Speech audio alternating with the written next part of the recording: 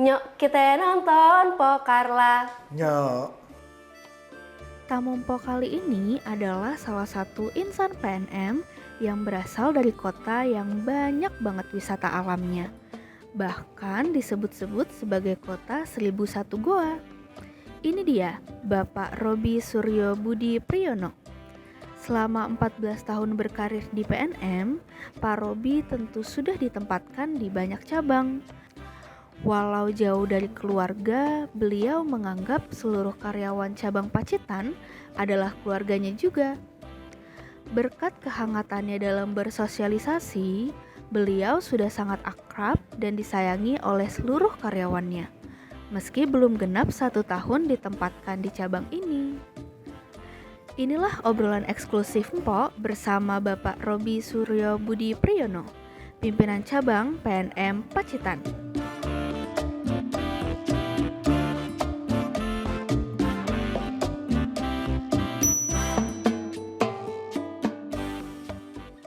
Halo Sobat PKU, kembali lagi di Pokarla, podcast Mekar Ulam. Hari ini Mpok lagi jalan-jalan ke salah satu cabang PNM yang kotanya itu terkenal karena banyak pantainya. Kira-kira di mana ya? Selain itu, kota ini juga dikenal sebagai kota kelahiran dari Presiden ke-6 Republik Indonesia, yaitu Bapak Susilo Bambang Yudhoyono. Kalian tahu di mana? Ya, betul, kota Pacitan. Hari ini Mpo mau ngobrol bareng pemimpin cabang Pacitan, Bapak Robby Suryo Budi Priyono. Halo Pak Robby, Halo, apa kabarnya nih Pak hari ini? Apakah keadaannya sehat, baik, bahagia Pak? Hari ini saya sangat senang, bahagia dengan kondisi hari ini dan sampai selamanya akan selalu bahagia di Pacitan. Amin. Bapak Po juga berharap Bapak selalu bahagia. Nah, kalau di cabang Pacitan sendiri gimana Pak? Kabarnya apakah menyenangkan? Kalau di Pacitan kabarnya setiap hari selalu menyenangkan. Selalu menyenangkan. Nah, mungkin kita boleh kenalan dulu sedikit ya Pak. Po boleh tahu nggak nih Pak, Bapak itu apakah asalnya dari Pacitan? Enggak, saya asalnya dari Surabaya. Oh dari Surabaya, tapi sama-sama Jawa Timur ya Pak? Betul. Kalau misalkan mungkin Mpok sedikit melihat ke belakang, pendidikan Bapak tuh seperti apa Pak backgroundnya? Kalau pendidikan saya mulai dari SD, SMP, SMA sampai dengan kuliah saya selesaikan di Surabaya. Dan pendidikan terakhir saya di S1 jurusan Sosiologi Ilmu Fakultas di Ilmu Sosiologi Fakultas Ilmu Politik Sosial dan Ilmu Politik Universitas Airlangga Surabaya. FISIP Pak. FISIP, Tapi ya, agak dipermudahnya tiba-tiba FISIP. masuk di PNM gitu ya Pak? Betul. Ini Nah, memang mungkin boleh Pak diceritakan secara singkat bagaimana nih perjalanan Bapak sebelum masuk PNM dulu nih Pak? Oke. Pernah punya pengalaman bekerja atau mungkin pengalaman yang lainnya itu di mana Pak Ya. awalnya sebelum di PNM? Jadi setelah saya menyelesaikan kuliah di tahun 2022, saya langsung bekerja sebagai rata-rata sebagai marketing. Ya, saya pernah di PT Adira, kemudian pernah di PT Vita Biotik perusahaan farmasi, kemudian juga yang sebelum saya di PNM, saya bekerja sebagai marketing credit sale di Bank Mandiri. Oh, jadi dari posisinya awalnya marketing ya Pak? Betul, saya lebih banyak di marketing. Dari FISIP ke marketing, itu berarti banyak banget nih keahlian Pak Robby ya. Apalagi Pak setelah itu? Nah, setelah itu kemudian tahun 2009, ya saya ingat masih di tanggal 5 Januari 2009, saya mulai bergabung di PT Permodalan Nasional Madani cabang Surabaya sebagai loan officer di salah satu unit ulam yang ada di Surabaya, di Surabaya Rungkut, Ulam Surabaya Awalnya Rungkut. malah fokusnya di unit ulam ya Pak? Betul. Selain itu, setelahnya? Setelah itu tahun 2010 kemudian dipromosikan menjadi manajer unit di unit yang sama. Oh, masih di Ulam Surabaya Rungkut. Ya, kemudian pada tahun 2011 saya dirotasi ke unit Manuan Surabaya sampai dengan tahun 2012. Kemudian saya menjadi reviewer cluster Surabaya. Nah, setelah itu Nah, kemudian saya dipromosikan kembali menjadi asisten manajer klaster tapi di klaster Lamongan. Oh, jadi setelah Surabaya Betul, ke ke Lamongan. Lamongan. Ya. Kemudian 6 bulan kemudian dipromosikan kembali menjadi manajer klaster kembali ke klaster Surabaya. Oh, Iya. setelah dari Lamongan kembali lagi. Kembali lagi ke Surabaya. Nah, kemudian seiring dengan perubahan bisnis model bisnis di PNM, karena posisi klaster waktu itu dihapuskan, digantikan menjadi masing-masing cabang itu ada yang namanya manajer bisnis unit, manajer remedial cabang, maaf. Kemudian juga manajer operasional cabang. Nah, kebetulan saya dipercaya menjadi manajer remedial cabang Surabaya. Itu di tahun 2015. Oke, setelah itu? Nah, setelah itu 4 tahun kemudian di bulan Februari 2019 saya dipercaya oleh manajemen untuk mengemban tugas sebagai pemimpin cabang di cabang Samarinda. Oh, keluar Keluar pulau. Iya. Langsung jauh ya, Pak? Langsung ke Kalimantan? Disitulah mulai petualangan saya di luar Pulau Jawa. Oke, baru setelah dari Kalimantan? Di Samarinda saya sampai dengan bulan Mei tahun 2022, kemudian per 1 Juni efektif dipercaya untuk menjadi pemimpin cabang di cabang Pacitan ini sampai dengan saat ini. Perjalanannya ternyata tidak mudah, Sobat PKU. Lika-likunya, posisi semuanya mungkin udah dicoba kali. Semua posisi hampir pernah saya coba kecuali operasional. Kecuali di situ juga menjadi tantangan saya harus belajar operasional juga akhirnya. Tapi memang sebagai pemimpin cabang pengalamannya sudah cukup banyak. Betul. Ya. Berarti kurang lebih sudah menuju 15 tahun ya Pak di PNM? Kalau dihitung secara mulai saya bergabung di PNM sampai dengan saat ini, saya sudah 14 tahun, sekarang bulan Mei ya, berarti sudah 14 tahun 4 bulan. 14 tahun 4 bulan persisnya? Persisnya. Tapi itu sudah mau jalan 15 tahun? Mau berjalan 15 tahun. Tapi tadi yang Pak Robi ceritain, mungkin sudah ada banyak posisi dan banyak daerah yang ibaratnya Bapak kunjungi, tempat Bapak bertugas gitu ya.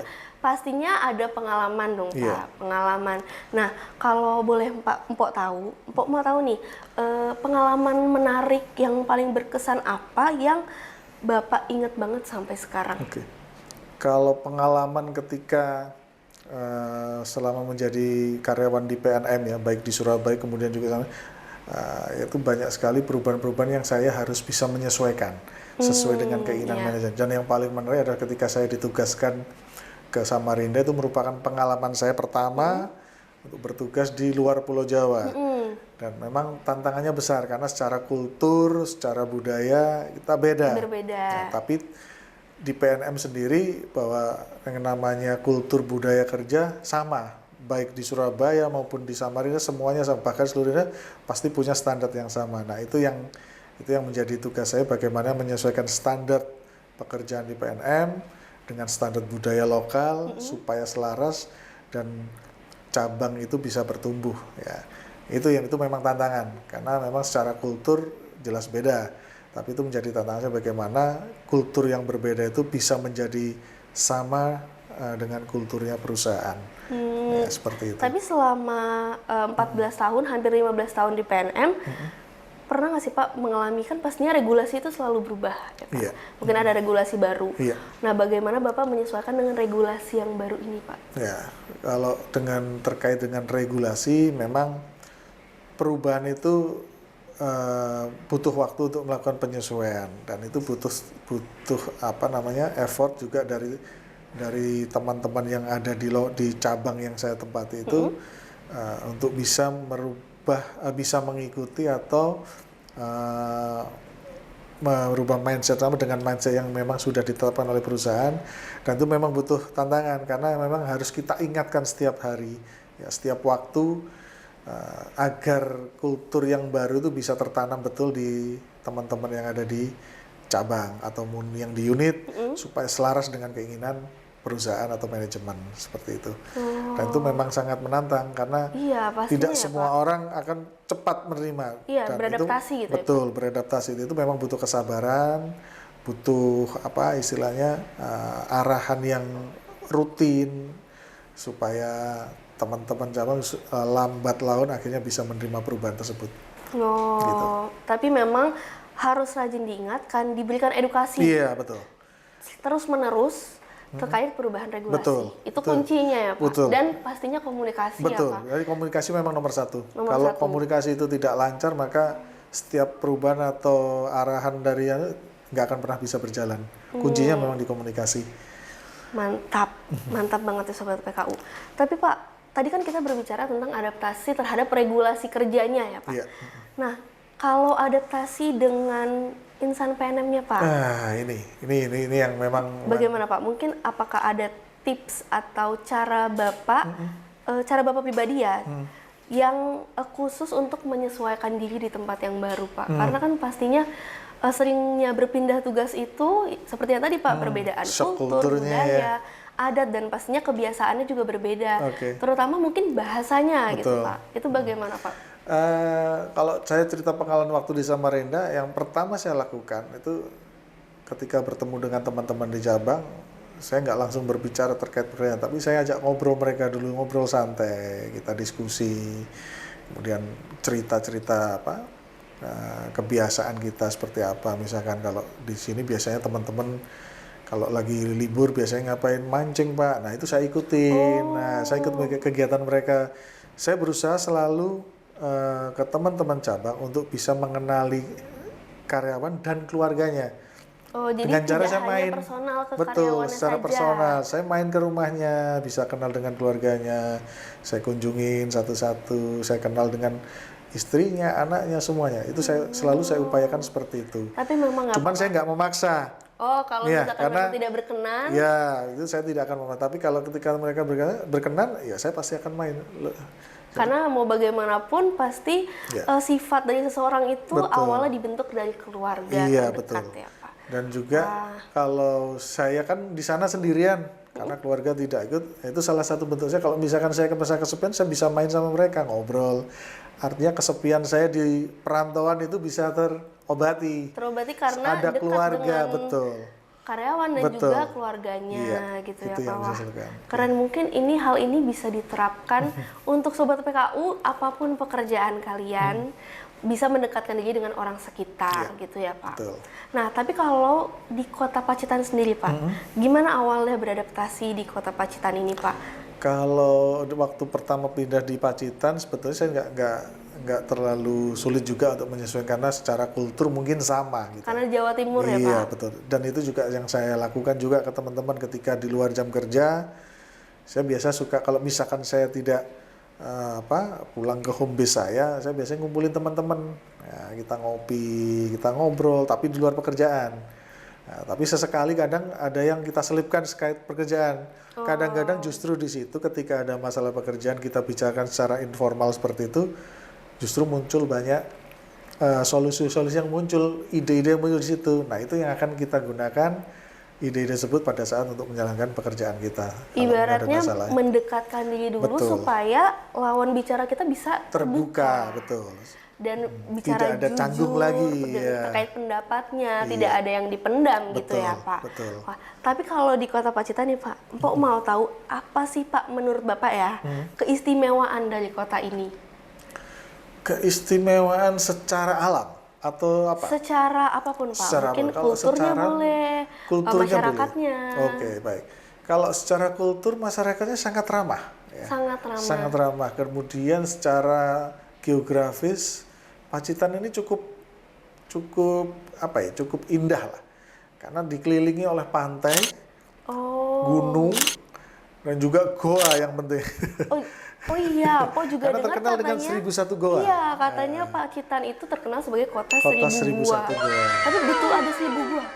Belum pernah saya hitung Oh, sih. belum pernah tahu. Karena saking banyaknya, mungkin untuk lebih mengakrabkan, memfamiliarkan kota Pacitan, maka diberikan julukan kota 1001 goa. Memang betul banyak goa, karena kan secara geografis ini kan pantai ya, dan ini terbentuk dari pegunungan kars. Otomatis memang banyak sekali goa. Mungkin Karena apa aja Pak destinasi wisata yang memungkinkan untuk dikunjungi nih? Nah, kalau Pacitan ini yang menarik dikunjungi adalah kawasan pantai wisatanya, pantainya. Pantainya. Ya, karena ada banyak pantai di wilayah Pacitan ini.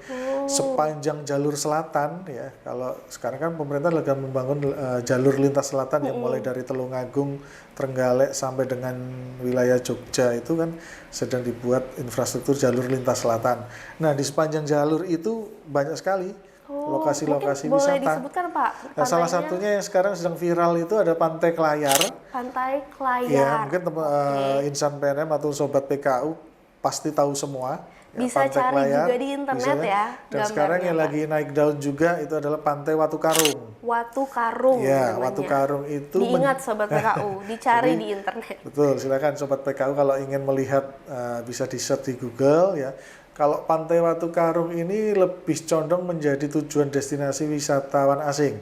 Oh. Karena pantainya bisa dipakai untuk surfing. Oh, surfing. Iya. Karena kontur pantainya yang landai dan tidak berbatu karang yang banyak, maka wisatawan asing itu terutama dari Australia rata-rata itu mereka suka surfing di situ. Oh, jadi olahraga airnya juga ada. Olahraga airnya ada. Itu yang menjadi daya tarik mantap. saat ini Pantai Watu Karung gitu. Oh, Empo juga dapat info nih Pak, katanya Kota Pacitan itu dikenal sebagai kota 1001 gua, betul ya Pak? Betul, ya. Memang di sini ada beberapa destinasi wisata goa. Iya. Cuman kalau total betul 1001 saya belum pernah ngitung. Belum pernah datang ke satu-satu ya Pak? Cuman memang banyak sekali goa-goa di sepanjang jalur selatan Pacitan ini. Salah satu yang terbesar itu ada Goa Gong dan Goa Tabuhan.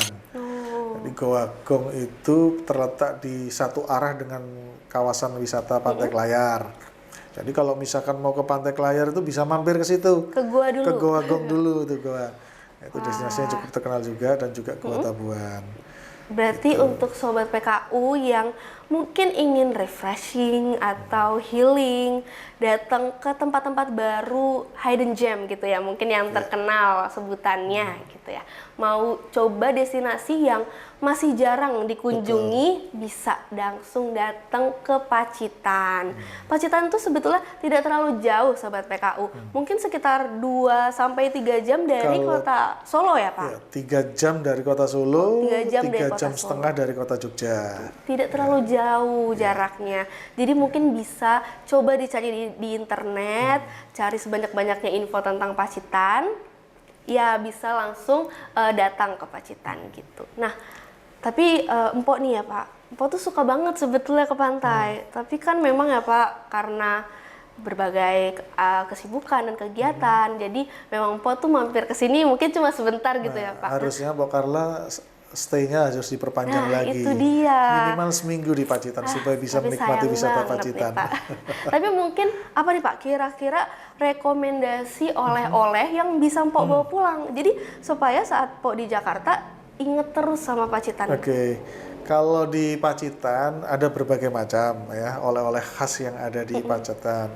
Mungkin sobat PKU bisa melihat di depan saya ini. Oh, ya, ini sudah ada, display sudah ini. tersedia. Ini yang menjadi andalan dari apa namanya oleh-oleh Pacitan ada tahu tuna. Oh, ini ya Pak. Mereknya Dua Putri. Ini adalah salah satu produk dari nasabah kita. Oh, Ya, namanya tahu tuna. Tahu tuna Jadi, mungkin bisa dijelaskan sedikit Oke, Pak itu. tahu tuna itu seperti tahu bakso. Kalau tahu bakso itu isinya daging sapi, tapi kalau ini isinya adalah olahan daging ikan tuna. Oh. Jadi banyak ikan tuna, bukan daging sapi. Yang diolah kemudian menjadi seperti tahu bakso, namanya tahu tuna ini. Tahu tuna. Ini salah satu produk dari nasabah kita namanya Ibu Giati yang menjadi binaan dari unit Mekar Pacitan Kota.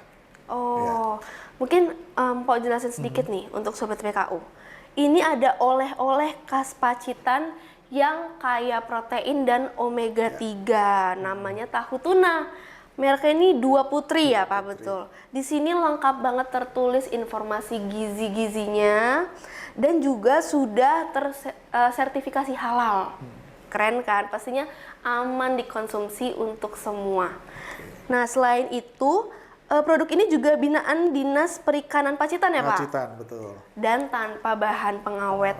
Dan ini frozen juga ya Pak? Ini Jadi frozen. bisa disimpan di kulkas, di freezer, mungkin bisa tahan sampai 1 bulan. Kalau untuk di frozen itu bisa sampai bulan, tapi ketika ini menjadi bahan oleh-oleh, maka maksimal ketika dibawa ke daerah lain di luar Pacitan, biasanya maksimalnya hanya 1 minggu harus segera dikonsumsi. Oh, Ya, gitu. karena dia kan tanpa bahan pengawet, jadi memang betul-betul fresh dari bahan alami.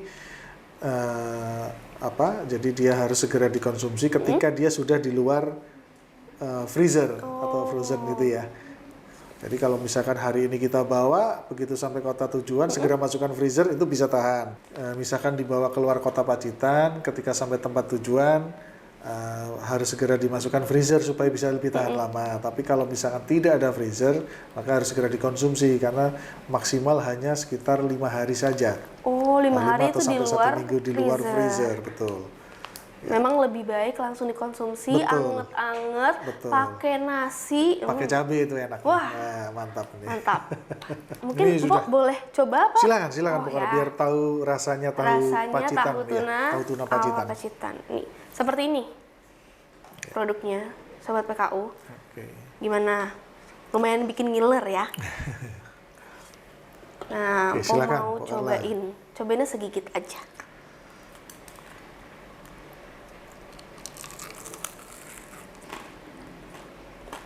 Bagaimana rasanya? Gurih kan? Gurih, kriuk-kriuk, crunchy dan betul Pak, mirip tahu bakso. Tapi memang ikannya berasa Iya, banget. bukan daging sapi. Iya. Ya. Rasanya rasa ikan dia. Kalau lihat tampilan dalamnya ini memang seperti tahu bakso, tapi dia cenderung lebih kenyal. Gitu.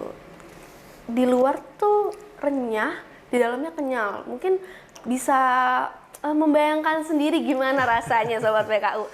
Nah, penasaran kan? Nah, kalau misalkan Sobat PKU di rumah mau beli Pak, kira-kira di mana nih Pak? Bisa pesan lewat mana?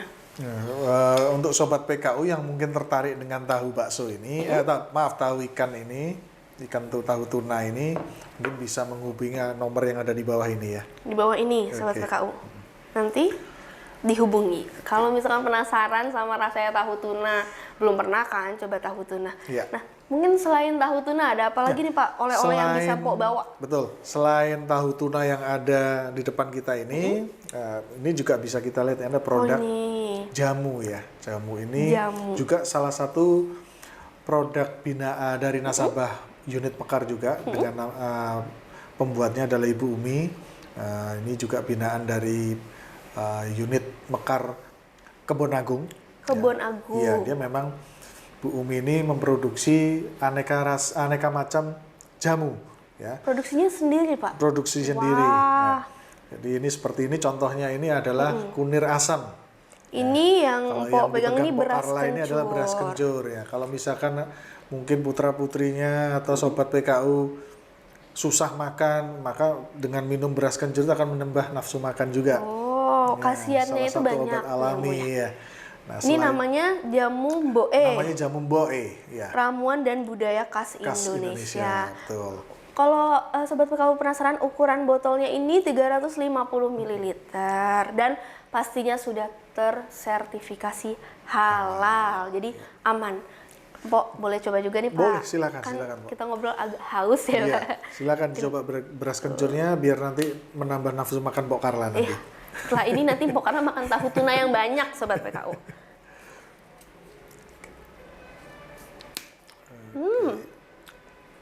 Manis, enak dan rasanya tuh rasa sehat.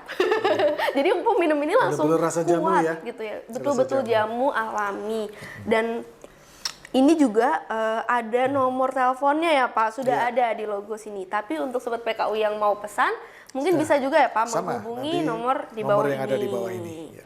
Oke, Nah, jangan kemudian- lupa Sobat PKU. Nah, Selain itu Pok Karla, mungkin saya bisa perkenalkan juga untuk produk-produk dari nasabah mekar Pacitan dari PN Pacitan. Nah, salah satu yang bisa di belakang ini. Oh, wah, Ya. sudah ada cukup banyak ya, Pak? Betul. Ini salah satu contohnya adalah ini ada keripik pisang.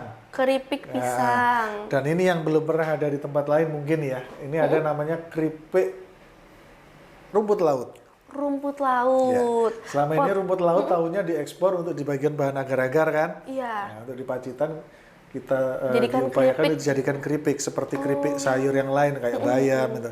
Nah, Pacitan punya keripik rumput laut. Kemudian di sini juga ada topi ya, topi Caping ya, Pak? caping ya. Itu Ini biasanya- menganyam sendiri, Pak? Betul, menganyam ini juga salah satu nasabah binaan kita. Kemudian ini juga ada bawang goreng.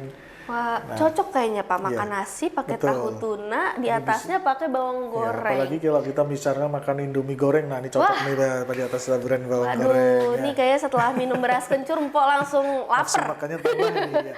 Kemudian ada produk jamu juga seperti ini, ada jahe semprit, jahe emprit ya namanya. Jahe produknya. emprit. Kemudian ada juga sama itu keripik pisang, ada berbagai jenis dan salah satu adalah variannya juga banyak ya, Pak, betul, betul. keripiknya? Ada yang manis, ada yang original tanpa rasa, jadi benar-benar dari rasa pisang. Kemudian juga ada gerabah. Oh, ini Betul, gerabah. ya. Itu Wah, salah satu unik contoh banget nih, produk Pak. produk dari nasabah mekar kita. Keren. Ya. Ternyata nasabah Pacitan tidak dipungkiri sangat-sangat berbakat dan berkualitas. Bisa menghasilkan banyak produk yang enak. Jadi Mpok seneng nih main ke Pacitan. Wah, mantap, Pak. Nah, sekarang kita lanjut ngobrol lagi nih, Oke, Pak. siap. Kalau sekarang Mpok mau tahu seputar insan PNM yang ada di Pacitan, Pak. Mungkin Mpok boleh tahukah untuk jumlah insan PNM yang ada di Pacitan kurang lebih ada berapa, Kalau Pak? di insan PNM yang ada di cabang Pacitan itu totalnya sekitar 211. Total 211. Itu sudah termasuk dari insan PNM yang di cabang, juga insan PNM yang ada di Ulam, Ya. dan juga insan PNM yang ada di Mekar, unit Mekar. Kalau secara cabang kita cabang Pacitan, kemudian Ulam ada 6 unit, kemudian juga Mekar ada 12 unit. Oh, Iya. cukup banyak ya, Pak. Berarti kalau nasabahnya mungkin berapa, Pak? Kalau untuk nasabah Ulam itu totalnya sekitar 1.200 nasabah.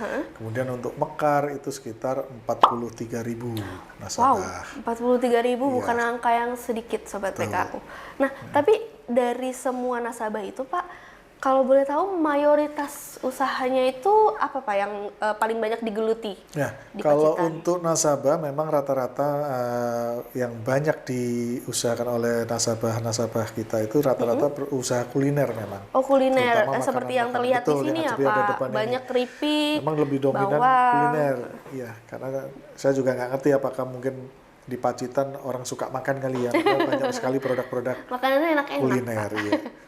Betul. Oh, wah. Tapi kalau sejauh ini perkembangan dari nasabah di Pacitan seperti apa, Pak? Mungkin bisa dijelaskan secara singkat. Nah, untuk perkembangan nasabah memang pada awal-awal dulu memang belum seperti sekarang ya, tapi seiring dengan sosialisasi teman-teman insan PNM, penetrasinya juga ke hampir 12 kecamatan di Pacitan terdiri dari 12 kecamatan, itu kita sudah punya satu unit mekar. Harapannya bisa menjangkau, makanya dalam jangka waktu yang sekitar 5 tahun ini itu PNM Pacitan sudah bisa mencapai 43.000 nasabah seperti saya sebutkan tadi. Artinya pertumbuhannya memang cukup besar dan ini masih bisa bertambah lagi. Karena masih ada area-area yang mungkin belum kita jangkau, karena memang wilayah Pacitan itu kan nggak cuma yang ada di kota, tapi juga yang di pegunungan. Berarti cabang Pacitan itu sudah punya target yang ingin Betul, dicapai ya, Pak? betul. Nah, Pak boleh tahu nggak, Pak, kira-kira gambaran dari Pak Robi sendiri mau tercapainya itu berapa tahun lagi gitu, Pak? Kalau target kita mengikuti sesuai dengan arahan dari manajemen ya. Kalau seperti contohnya misalkan di tahun 2024 ini kita harus mencapai 20 juta nasabah secara nasional. Makanya Pacitan juga ingin ambil peran. Salah satunya adalah memenuhi target yang sudah diberikan kepada Pacitan, cabang Pacitan. Nah, itu target saya memang di tahun 2023 ini paling tidak sebelum Desember kita sudah tercapai. Oh, targetnya di tahun itu. ini Betul ya, ya. Pak. Mpok bantu doakan Amin. semoga Terima bisa kasih, berjalan Pak. dan bisa tercapai gitu Iya. ya Pak targetnya. Iya. Nah, tapi kan berarti tadi sudah ada cukup banyak insan PNM baik karyawan ataupun nasabah dan account officer ya Pak yang Betul. Bapak kelola. Kesulitannya apa sih Pak sebagai pemimpin ya untuk mengelola insan PNM tersebut? Oke. Itu tadi ya, karena jumlahnya yang cukup besar ya dari total semua yang 211 insan PNM memang perlu kesabaran, perlu perlu pendampingan yang lebih ya. Artinya membimbing teman-teman itu supaya dapat bekerja itu sesuai dengan SOP-nya, sesuai dengan arahan dari perusahaan supaya target-target itu bisa tercapai. Itu memang butuh effort yang lebih. Nah, kalau kesulitan di Pacitan memang untuk saat ini mungkin dari jumlah AOM ya yang kadang-kadang itu sering keluar masuk gitu loh. Nah, itu saya juga sedang mikir bagaimana caranya AOM yang masuk itu jangan keluar lagi, tapi jadi bisa bertahan. meminimalisir turnover-nya Betul, teman-teman turnover-nya supaya tidak account terlalu officer. tinggi. Nah, bagaimana caranya karyawan itu bisa betah? Nah, otomatis mungkin saya harus mencari terobosan bagaimana supaya karyawan itu bisa betah dan memiliki rasa memiliki perusahaan itu lebih tinggi supaya keinginan untuk keluar itu bisa berkurang. Ya, salah satu yang mungkin sudah saya lakukan itu ya ketika ada calon-calon AO Mekar baru sebelum mereka masuk ke unit itu akan dilakukan istilahnya orientasi ya di cabang sambil kita jelaskan PNM itu seperti apa, tujuannya seperti apa, terus dan budaya untuk budaya perusahaannya seperti apa, terus kemudian nanti PNM itu mempunyai anak perusahaan, salah satu produknya mungkin Ulam dan Mekar, kita jelaskan semua. Berarti edukasi yang lengkap, yang detail supaya mereka betul-betul mengenal paham. Ini loh tempat saya Iya, bekerja gitu. Jadi mereka bisa lebih mencintai lagi pekerjaannya dan ibaratnya lebih enjoy saat bekerja jadi gitu mereka ya. lebih mengenal sebelum mereka melakukan aktivitas pekerjaan di lapangan nanti mereka sudah tahu PNM seperti apa sih, tujuannya seperti apa dan kemudian apa sih keuntungan ketika saya bergabung dengan PNM ya. Itu salah. Terus kemudian yang kedua salah satu upaya untuk memiliki supaya mereka memiliki rasa memiliki perusahaan itu saya ajak keliling kantor, saya tanya, ini loh ruangannya. Office tour Betul, ya, Pak? office tour. Sama seperti kalau kita ke pusat, kita selalu diajak office tour ke kantor pusat. Nah, itu juga yang kita lakukan biar mereka tahu, oh iya PNM ini bukan kantor kecil yang dari dalam, dari luar cuman baliho seperti itu ya, tapi mereka bisa lihat ini loh kantor kita sebenarnya. Ini kantormu juga. Mungkin sebagai motivasi juga untuk mereka ya Pak, karena mau bagaimanapun juga karir di PNM itu sangat bagus ya Pak. Kembali sangat ke terbuka. Pengalaman Pak Robi tadi di awal ya.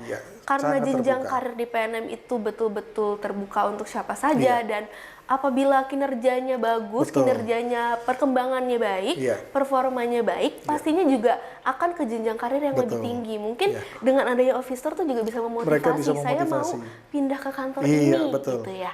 Karena kalau di PNM kan selalu promosi ataupun reward penghargaan itu selalu berbasiskan kinerja. Ya, jadi kalau memang kinerjanya bagus maka peluang untuk promosi akan semakin besar. Akan semakin besar ya Pak. Demikian juga punishment kalau memang tidak berprestasi, kita lakukan pembinaan kemudian masih tetap ya mungkin akan mendapatkan punishment seperti itu supaya berimbang.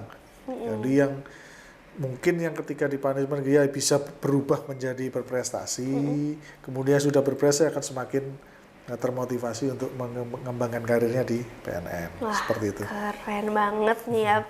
Pimpinan cabang Pacitan loh Sobat PKU. Keren. Berarti memang hal-hal yang Bapak dan ibaratnya insan PNM yang ada di Pacitan lakukan tadi salah satu terobosan dan hasil kerja sama tim untuk mengembangkan cabang yang lebih baik gitu Betul. ya Pak. Wah, selain keren. itu saya juga kepingin dari teman-teman di Pacitan ini ada yang bisa promosi menjadi seperti saya.